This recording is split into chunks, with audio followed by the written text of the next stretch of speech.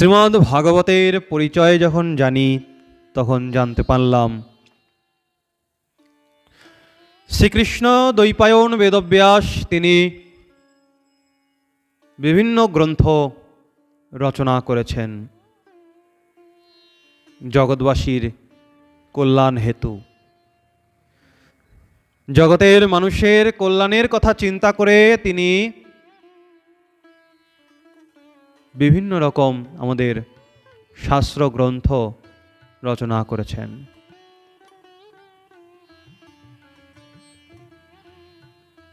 প্রথমত তিনি বেদকে বিন্যাস করেছেন, তাই তিনার নাম হয়েছে বেদব্যাস। তারপরে তিনি ভাবলেন যে বেদ তো সমস্ত মনুষ্য কুল মনুষ্য জাতি বেদের সমস্ত অর্থ বুঝে উঠতে পারবে না। তখন তিনি রচনা করেন 18টি পুরাণ। 18টি পুরাণ যখন তিনি তিনার শিষ্যদেরকে দিয়ে প্রচার করান তখনও তিনার মনে কোনো শান্তি নেই। তিনি তখনও ভাবছেন যে 18টি পুরাণ 18টা ভাগে বিভক্ত, এত মানুষ কি করে পড়বে, কি করে জানবে। তখন তিনি 4টে বেদের অতিরিক্ত আমাদের পঞ্চম বেদ অর্থাৎ মহাভারত রচনা করেছেন। মহাভারত রচনা করেছেন, সেটিও তিনি শিষ্যদেরকে দিয়ে প্রচার করালেন। তবুও তিনার মনে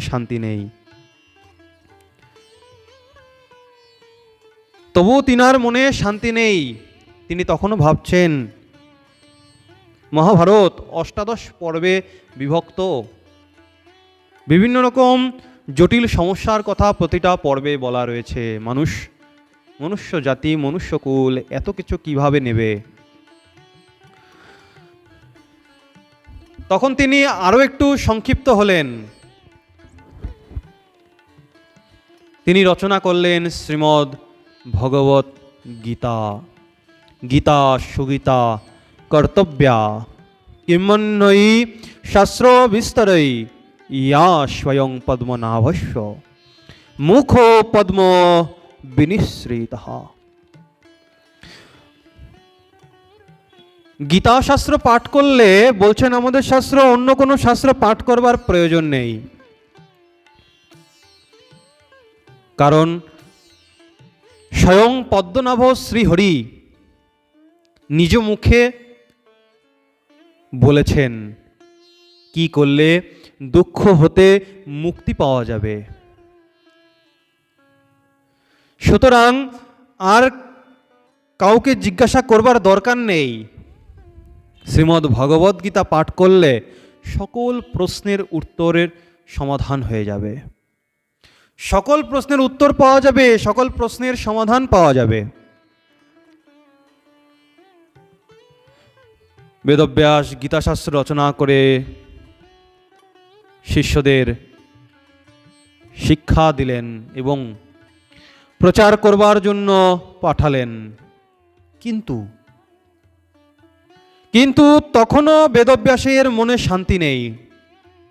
মনে মনে চিন্তা করছেন যে বেদ বিভাগ করলাম, পুরাণ রচনা করলাম, পঞ্চম বেদ মহাভারত রচনা করলাম, শ্রীমদ্ ভগবদ গীতা রচনা করলাম, কিন্তু আমার মনে কেন শান্তি নেই।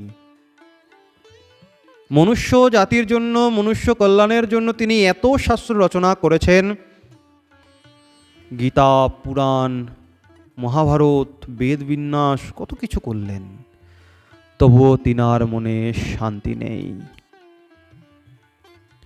কারণ কি তা তিনি ঠিক করতে পারছিলেন না। তাই বিষণ্ণ বদনে বিষণ্ণ মনে আপন আশ্রমে বসে চিন্তা করছেন। আপন আশ্রমে বসে চিন্তা করছেন। এমন সময় বেদব্যাসের গুরু দেবর্ষি নারদ তিনি উপস্থিত হলেন। জিজ্ঞাসা করলেন, বেদব্যাস তুমি বিষণ্ণ বদনে কেন, তোমার মনে এত বিষণ্ণতা কেন? বেদব্যাস বলছেন যে গুরুদেব, এত শাস্ত্র প্রণয়ন করলাম জীবজগতের কল্যাণ সাধনের জন্য, কিন্তু মনে কেন শান্তি পাচ্ছি না, এইটার কারণ বুঝতে পারছি না। কেন যেন মনে হচ্ছে এই সকল শাস্ত্র হতে জগতের মঙ্গল সাধন হবে না। কিন্তু এত শাস্ত্র প্রণয়ন করবার পরে তারপরেও কি রয়েছে বাকি, তা আমার জানা নেই। দেবর্ষিপাদ, দেবর্ষি নারদ, বেদব্যাসের গুরুদেব বলছেন, বেদব্যাস, এই পুরাণাদি রচনা করে তুমি সকলকে একটা অশান্তিতে ফেলে দিয়েছ। তাহলে সকলকে তুমি অশান্তিতে ফেলে দিয়ে তুমি কিভাবে শান্তিতে থাকতে পারবে চিন্তা করছো? তুমি এই চিন্তা কিভাবে করছো যে তুমি সকলকে অশান্তিতে ফেলে দিয়ে তুমি নিজে শান্তিতে থাকতে পারবে? গীতার মধ্যে ভগবান বহু বহু মূল্যবান উপদেশ করেছেন, কিন্তু সেই উপদেশগুলি কিভাবে পালন করতে হবে সে কথা কিন্তু বলা হয় নাই গীতায়। গীতা উপদেশ হচ্ছে প্রধান শাস্ত্র, সুতরাং কিভাবে পালন করতে হবে সেটি জগৎবাসীকে, জগতের প্রতিটা জীবকে বুঝিয়ে দিতে হবে। আর যে লীলা পুরুষোত্তম ভগবান এমন মূল্যবান উপদেশগুলি প্রদান করেছিলেন, সেই লীলা পুরুষোত্তম শ্রীকৃষ্ণের চরিত্র কেমন ছিল যদি জগতের মানুষ তাহা জানতেই না পারে, তাহলে ভগবান শ্রীকৃষ্ণের উপদেশ তারা কিভাবে বিশ্বাস করবে?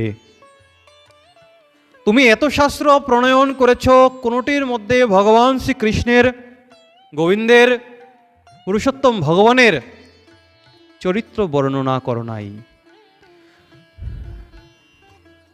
তুমি বেদ বিন্যাস করতে করতে, মহাভারত রচনা করতে করতে, 18 পুরাণ রচনা করে সর্বশেষে এসে দাঁড়িয়েছ শ্রীমদ্ ভগবত গীতায়। প্রত্যেকটার মধ্যে তুমি ভগবান শ্রীকৃষ্ণের চরিত্র সম্পর্কে উল্লেখ করো নাই, বরঞ্চ তুমি কি করেছ? তুমি এত সব শাস্ত্র প্রণয়ন করে, এত সব শাস্ত্র বলে মানুষকে বিভ্রান্তিতে ফেলে দিয়েছ, মানুষকে অশান্তিতে ফেলে দিয়েছ। তুমি মানুষকে অশান্তিতে ফেলে দিয়ে তুমি কিভাবে চিন্তা করছো যে তুমি শান্তি পাবে? আর ভগবান শ্রীকৃষ্ণের তুমি কোনো শাস্ত্রের মধ্যেই চরিত্র বর্ণনা করো নাই।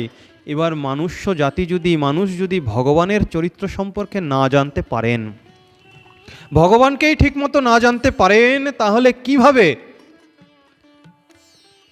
প্রতিটা জীব, প্রতিটা মানুষ ভগবানের উপদেশ পালন করবেন?